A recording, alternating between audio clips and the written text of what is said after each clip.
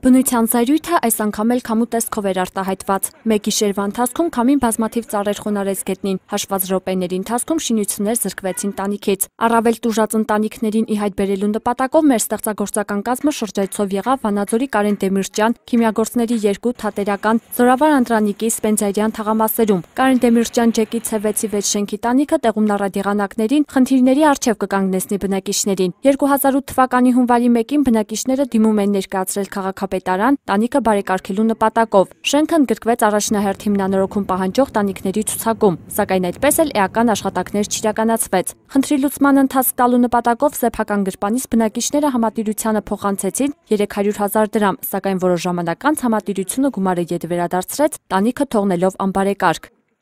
Փող հավաքեցին,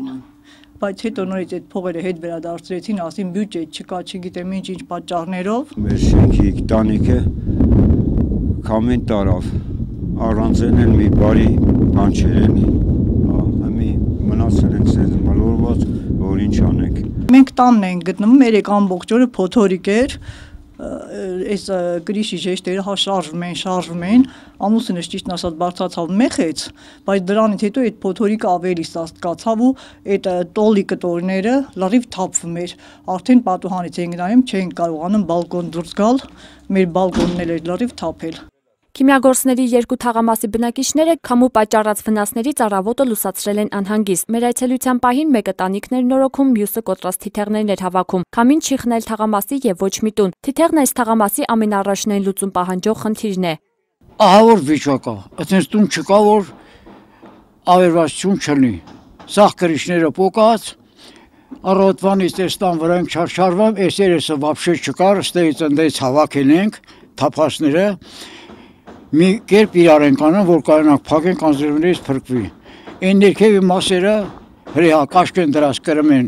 ջարդված շիֆերերը տանում են, այնպես օրահոր վիճակա։ Թաղամասն ամեն ինչից զրկված աղջիկ ջան։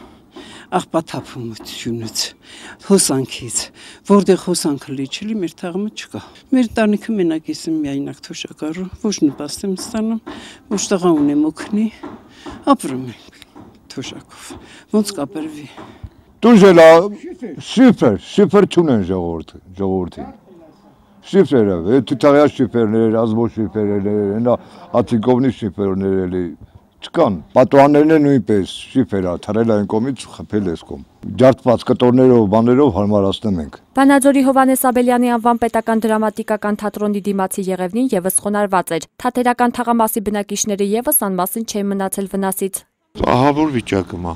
Բոլոր քաղաքի բոլոր տարածքներում տոնածառներն են ընկե շենքի տանիքները, այդ թվում նաև իմ շենքի տանիքի այդ կղմին դռները քամին տարել է։ Բնակ բաժին։ Օդում խոստացել են, որ ինչ-որ բան կանեն։ Մեր ժողովրդին մենակ դա էր պակաս, մարդկային զորեր չունեն։ Մնացածը շտկելի է։ Այս եղևնիները կլինեն մոտավորապես 40-50 տարվա եղևնիներ։ Ու նման արհավիրք սարսափելի Վանաձորում վաղուց չէր եղել, Կիրովականում էլ չէր եղել։ Դեպքեր են եղել հատուկենտ քամիների պատճառով եւ հիմնականում երեկվա այդ փոթորիկը ինչքան տեղեկացա ամբողջ հանրապետությունով մեկ է։ Զորավար Անդրանիկի թաղամասում քամուժգնությանը չեն դիմացել ճամփեծրի ծառերը, խանութների ցուցատախտակները։ Սպենձայրյան 2-ի 1 19 տնակի տանիքը երեկոյան բարձրացած ուժեղ քամուց ամբողջությամբ քանդվել է։ 25 տարի բնակվում եմ ստեղ, երեկոյան քամու ժամանակ եկանք տեսանք տանիքը սենց քշել է, տարել ջարդել սա։ Հերմինե Այվեզյան, Կամո Ծատուրյան, Նորայր Այունց, Լոռի հեռուստաընկերություն։